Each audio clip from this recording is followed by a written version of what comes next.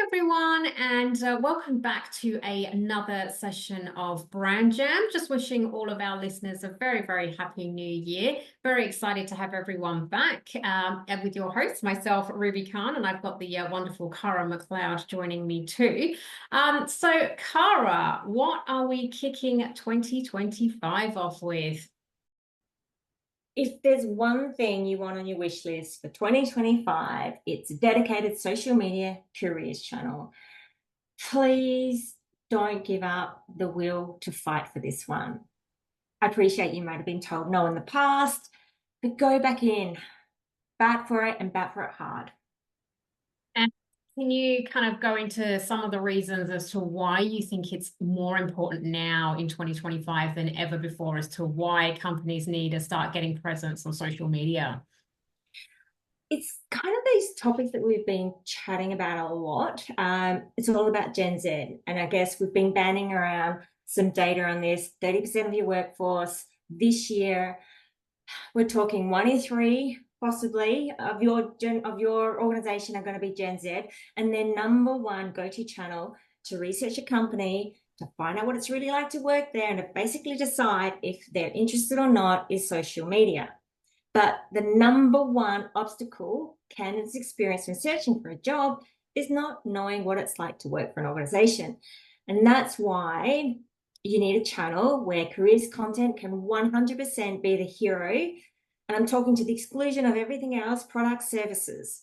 So employer branders can have permission basically to go crazy on content, dial it up, tell your EVP story, and be able to engage with the right tone of voice to connect and resonate with candidates. Now, again, look, I think, like you mentioned, we've been covering a lot of those reasons and they're pretty stock standard. But, I know a lot of people want data. So do you think there's any data that can really help employer branders make this argument even stronger to stakeholders as to why they need social media?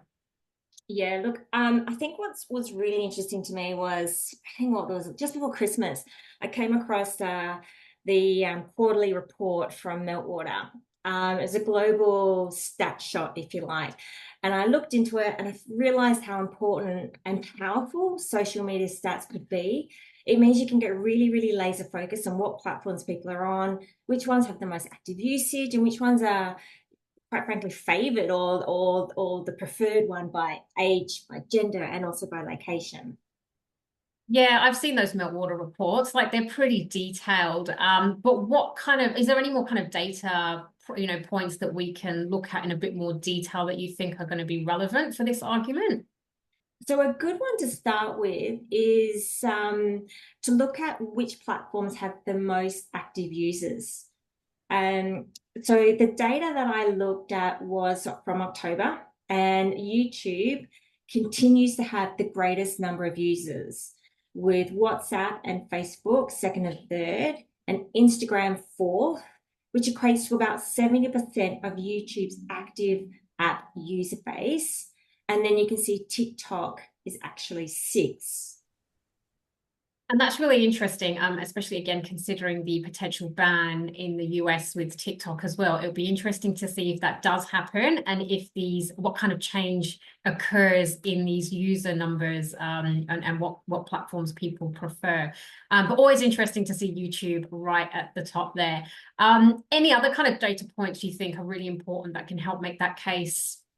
Yep. So there's a really good slide in the deck and it talks about crossovers or overlaps. I think this is a really good one because the data tells us, and this is music to everyone's ears, you don't have to be on all platforms at the same time. Just don't spread yourselves too thinly, but at the same time, focus on the platforms that give you the most reach organically due to the percentage of active users. So, for instance, if we take a look at YouTube, we can see that there are 74.6% also Facebook users, and Instagram has 76.9%. So reasonably similar numbers. So this helps me understand, okay, well, if I'm going to be on YouTube, I really could just make a decision between Facebook or Instagram rather than being on both. Yeah, look, I think this is a fantastic data point, and I think you're so right. People kind of go, "Oh, I need to have a face on every single social media channel and platform." Which, this is a great testament to no, you don't. Pick your battles, pick the ones that you're going to think are going to be more attractive to the people that you're potentially targeting. So, no, that's a great one right there. So you've looked at where most of the active users kind of sit, where they overlap on those platforms. But what platforms do people actually prefer the most? I think this is quite an interesting question here. Yeah, look, I think it's the $1 million one. It's like, which one's my favorite, right? So again, there's a great chart that calls this out. And I think the first thing that's really important is that YouTube actually isn't an available answer for this chart. So that's why it doesn't show up. So when we look at the favorite social media platforms, Instagram is the most preferred platform. Um, Even though we saw in some of those earlier data points that WhatsApp and Facebook have the most active users, they're not actually the favorite social media platform. So I kind of look at this in terms of, well, this helps me understand, do I want to go for quality or for volume, active users, or is it more about quality and connection, which kind of suggests, well, what's my preferred or what's my favorite platform? I think to help everyone to consider it maybe a little bit more detailed, it's always worthwhile looking at demographics. So there's also a really good chart that shows by age and also by gender preferred social media platforms. So we can see that for October, for 16 to 34 and male and female, Instagram is the top box. And that's going to give you great coverage, right? For all your Gen Z and a partial Gen Y as well. Yeah, brilliant. Yeah, like I say, it'll be interesting to see if there'll be any changes in preference and what people actually where people spend their time. And I think this is a really important point you raise, because just because I go on a particular channel doesn't mean it's my favorite place to be. So I think this will definitely help people make that executive decision as to where they need to be and why it's going to have an impact. So based on that kind of data snapshot, what would be your recommendations to people who want to kind of get into that space? I would look at, first of all, ensuring you have a YouTube channel, whether that's a playlist or a dedicated channel. I think that would be my go-to because that's got the highest number of active users. And YouTube is being used more and more, I think, as a search engine, much like TikTok is as well. Then I would look at Instagram because that's giving you the highest percentage of crossover with YouTube.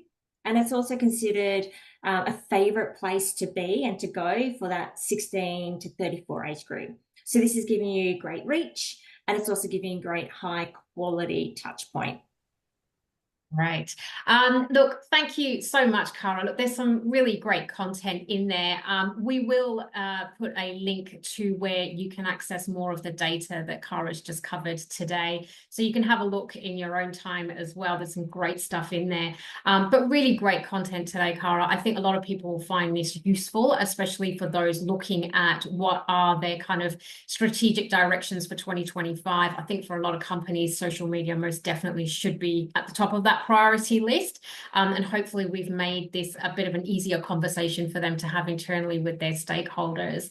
But yeah, no, great. Thank you so much for sharing some of those data insights and points. Hopefully people find them really valuable.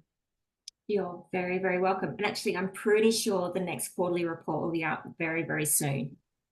Even more reason for people to keep a lookout. But look, thank you so much for joining us again for this kind of another little deep dive on in the world of employer brand. But we look forward to hearing from you and seeing you on another session of Brain Jam. Thanks, everyone.